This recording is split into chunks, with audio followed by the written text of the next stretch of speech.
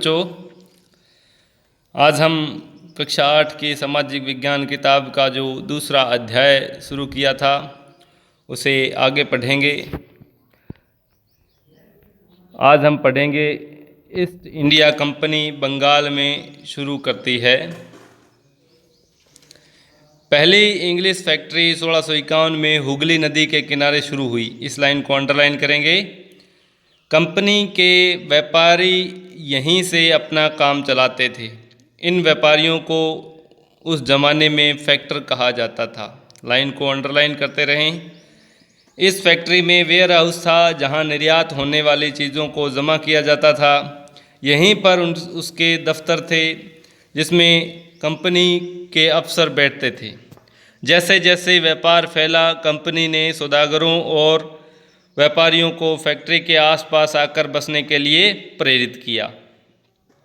1696 तक कंपनी ने इस आबादी के चारों तरफ एक किला बनाना शुरू कर दिया था। 2 साल बाद उसने मुग़ल अफसरों को रिश्वत देकर 3 गांवों की ज़मींदारी भी खरीद ली।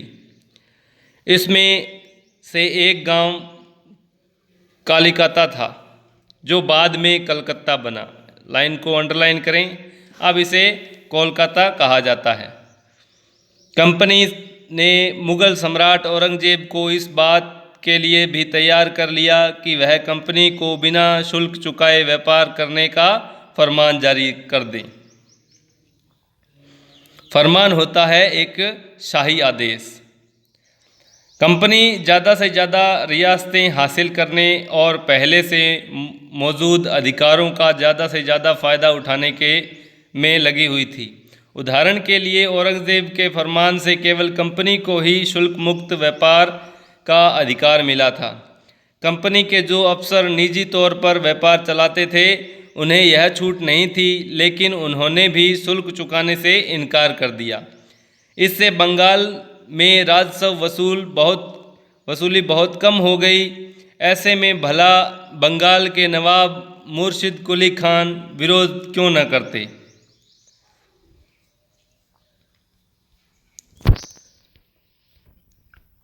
व्यापार से युद्धों तक। 18वीं सदी की शुरुआत में कंपनी और बंगाल के नवाबों का टकराव काफ़ी बढ़ गया था। औरंगजेब की मृत्यु के बाद बंगाल के नवाब अपनी ताकत दिखाने लगे थे। उस समय दूसरी क्षेत्रीय ताकतों की स्थिति भी ऐसी ही थी। मुर्शिद कुली खान के बाद अली वर्दी खान और उसके बाद सिराजुद्दौला बंगाल के नवाब बने। ये सभी शक्तिशाली शासक थे। उन्होंने कंपनी को रियायतें देने से मना कर दिया। व्यापार का अधिकार देने के बदले कंपनी से नजराने मांगे।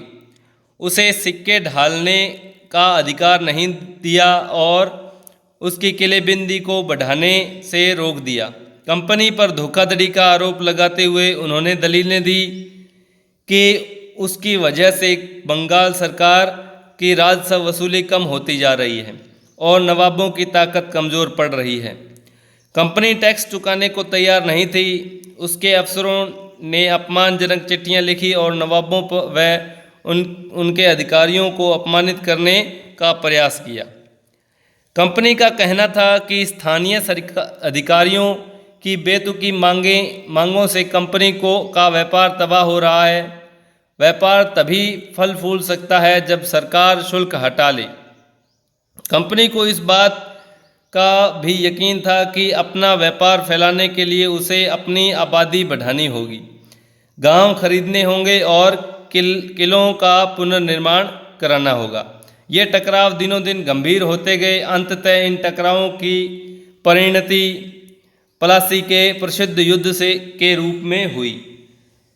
तो धीरे धीरे ये जो विरोध था वो एक युद्ध में बदल गया और उसे प्लासी के युद्ध के नाम से जाना जाता है। प्लासी का युद्ध 1756 में अली वर्दी खान की मृत्यु के बाद सिराजुद्दौला बंगाल के नवाब बने। कंपनी को सिराजुद्दौला की ताकत से काफ़ी भय था। सिराजुद्दौला की जगह कंपनी एक ऐसा कठपुतली नवाब चाहती थी जो उसे व्यापारिक रियायतें और अन्य सुविधाएं आसानी से देने में आनाकानी न करे। कंपनी ने प्रयास किया कि सिराजुद्दौला की प्रतिद्वंदियों में से किसी को नवाब बना दिया जाए। कंपनी को कामयाबी नहीं मिली। जवाब में सिराजुद्दौला ने हुक्म दिया कि कंपनी उनके राज्य के राजनीतिक मामले में टांग अड़ाना बंद कर दे, किलेबंदी रोके और बाकायदा राजस्व चुकाए। जब दोनों पक्ष पीछे हटने को तैयार नहीं हुए तो अपने 30,000 सिपाहियों के साथ नवाब ने कासिम बाजार में स्थित इंग्लिश फैक्ट्री पर हमला बोल दिया। नवाब की फौजों ने कंपनी के अफसरों को गिरफ्तार कर लिया, गोदाम पर ताला डाल दिया, अंग्रेज़ों के हथियार छीन लिए और अंग्रेज़ जहाज़ों को घेरे में ले लिया। इसके बाद नवाब ने कंपनी के कलकत्ता स्थित किले पर कब्जे के लिए उधर का रुख किया। कलकत्ता के हाथ से निकल जाने की खबर सुनने पर मद्रास में तैनात कंपनी के अफसरों ने भी रॉबर्ट क्लाइव के नेतृत्व में सेनाओं को रवाना कर दिया। इस सेना को 9 सैनिक बेड़े की मदद भी मिल रही थी। इसके बाद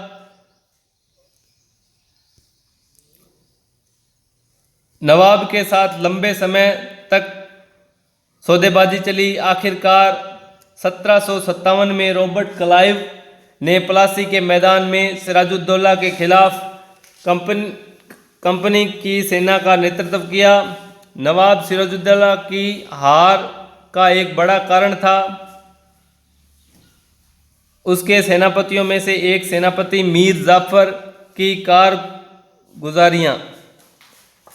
मीर जाफर की टुकड़ियों ने इस युद्ध में हिस्सा नहीं लिया। रॉबर्ट क्लाइव ने यह कहकर उसे अपने साथ मिला लिया कि सिराजुद्दौला को हटाकर मीर जाफर को नवाब बना दिया जाएगा।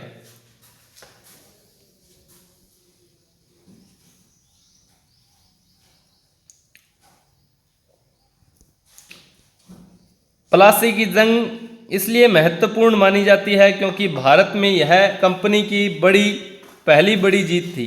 प्लासी की जंग के बाद सिराजुद्दौला को मार दिया गया और मीर जाफर नवाब बना।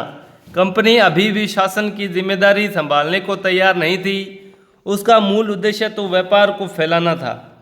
अगर यह काम स्थानीय शासकों की मदद से बिना लड़ाई लड़े ही किया जा सकता था तो किसी राज्य को सीधे अपने कब्जे में लेने की क्या जरूरत थी। जल्दी ही कंपनी को एहसास होने लगा कि यह रास्ता भी आसान नहीं था। कठपुतली नवाब भी हमेशा कंपनी के इशारों पर नहीं चलते थे। आखिरकार उन्हें भी तो अपनी प्रजा की नज़र में सम्मान और संप्रभुता का दिखावा करना पड़ता था। तो फिर कंपनी क्या करती? जब मीर जाफर ने कंपनी का विरोध किया तो कंपनी ने उसे हटाकर मीर कासिम को नवाब बना दिया। जब मीर कासिम परेशान करने लगा तो बक्सर की लड़ाई 1764 में उसको भी हराना पड़ा। उसे बंगाल से बाहर कर दिया गया और मीर जाफर को दोबारा नवाब बनाया गया। अब नवाब को हर महीने 5 लाख रुपए कंपनी को चुकाने थे। कंपनी अपने सैनिक खर्चों से निपटने, व्यापारिक ज़रूरतों तथा अन्य खर्चों को पूरा करने के लिए और पैसा चाहती थी। कंपनी और ज़्यादा इलाके तथा और ज़्यादा कमाई चाहती थी। 1765 में जब मीर जाफर की मृत्यु हुई तब तक कंपनी के इरादे बदल चुके थे। कठपुतली नवाबों के साथ अपने खराब अनुभवों को देखते हुए क्लाइव ने ऐलान किया कि अब हमें खुद ही नवाब बनना पड़ेगा। लाइन को अंडरलाइन करेंगे।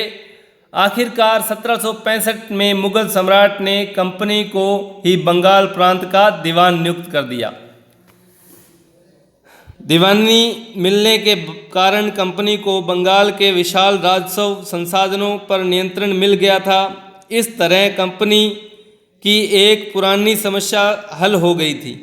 18वीं सदी की शुरुआत से ही भारत के साथ उसका व्यापार बढ़ता जा रहा था, लेकिन उसे भारत से ज़्यादातर चीज़ें ब्रिटेन से लाए गए सोने और चांदी के बदले में खरीदनी पड़ती थी।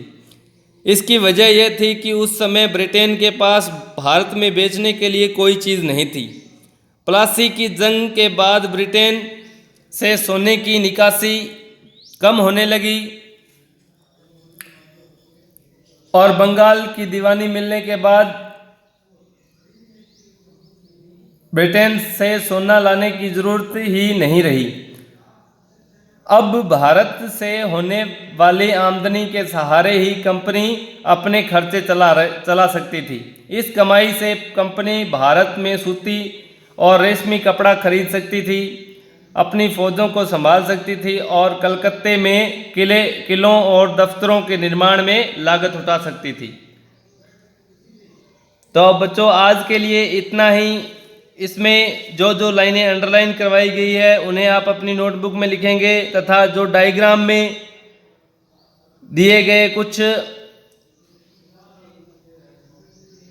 लाइनें हैं उनको भी आप अपने नोटबुक में लिखेंगे। जैसे